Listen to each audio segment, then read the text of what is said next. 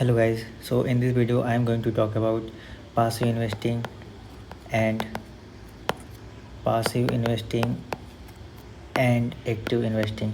So active investing means you are actively participating in the market, and इसमें जो investor होता है वो करता है try to outperform, okay, try to outperform the index को outperform की कोशिश करता है। अगर मान लो आपका जो इंडेक्स है, आपने अगर निफ्टी 50 को चूज़ किया है तो निफ्टी 50 को बीट करने की कोशिश करेगा जो एक्टिव वाला होता है, और इसी चक्कर में वो क्या करेगा, ज़्यादा रिसर्च करेगा। तो इसमें जो होती है एक्टिव इन्वेस्टिंग में मोर रिसर्च की ज़रूरत होती है। अगर जब ज़्यादा रिसर्च करेगा तो उसके लिए ज़्यादा उसको इन्वेस्ट करना पड़ेगा, तो इसलिए वो जब चार्जेस भी लेता है तो ज़्यादा होता है। तो चार्ज जो होता है इसका मोर होता है एक्टिव पासिव इन्वेस्टिंग से। पासिव जो इन्वेस्टिंग होती है उसमें लेस चार्ज होता है because of less research, okay.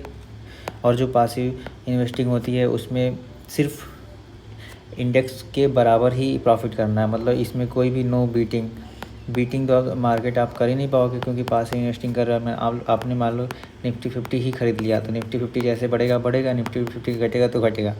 But अगर आपने एक्टिव पासिंग किया है तो कभी कभी हो सकता है कि आपकी जो रिसर्च है अगर वो सही चली गई तो आपको प्रॉफिट जो होगा, रिटर्न होगा, ज़्यादा मिल जाएगा और आप निफ्टी 50 को बीट भी कर सकते हो। बट कभी कभी रिसर्च आपकी रॉन्ग भी हो सकती है, तो उस केस में अगर आपकी रिसर्च रॉन्ग हो गई तो उस केस में डिक्रीज़ हो जाएगा आपका प्रॉफिट, और आप उस समय अंडर परफॉर्म भी कर सकते हो। तो एक्टिव वाले में दोनों हो सकता है, बट पासिव वाले में अंडर परफॉर्म तो नहीं करोगे क्योंकि वो उसी को कर रहा है, और आउट परफॉर्म भी नहीं करोगे। तो इसमें जो होता है लेस वर्क होता है, और जो इन्वेस्टर्स होते हैं ज़्यादातर पासिव इन्वेस्टिंग करके ही पैसा बनाते हैं। एक्टिव इन्वेस्टिंग भी कर सकते हैं आप दोनों भी कर सकते हैं।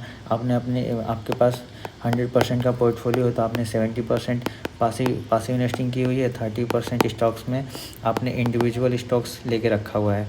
तो इस तरीके से आप पासिव इन्वेस्टिंग और एक्टिव इन्वेस्टिंग दोनों कर सकते हैं, और मेरे हिसाब से दोनों ही करना चाहिए, क्योंकि कुछ भरोसा नहीं। अगर आपको कोई भी कंपनी लग रहा है कि उसके पास प्रॉफिट पोटेंशियल है तो आप उसको ख़रीद भी सकते हो, और कुछ समय बाद जब प्रॉफिट आपका निकल जाए जितना आप बनाना चाहते हो उसके बाद से आप उसको बेच भी सकते हो। तो एक्टिव इन्वेस्टिंग भी सही है, पासिव इन्वेस्टिंग भी सही है। बस आपके टाइम के ऊपर है कि आप कितना टाइम देना चाहते हो शेयर मार्केट से, ठीक है। अगर आपके पास दिन भर खाली टाइम होता है तो आप एक्टिव इन्वेस्टिंग भी कर सकते हो और रिसर्च कर सकते हो। ज़्यादा रिसर्च करोगे तो ज़्यादा चांसेस है कि आपको अच्छी कंपनी मिले, नहीं तो आप सिंपली इंडेक्स में इन्वेस्ट करके रख दो, या कोई कंपनी ख़रीद लो जिसका लग रहा है आपको फ्यूचर अच्छा है, उसको 10 साल के लिए रख लो, 20 साल के लिए रख लो, तो वहाँ से आप पासिव इन्वेस्टिंग भी कर सकते हो। तो ये 2 टाइप की इन्वेस्टिंग हो गई और दोनों ही सही है।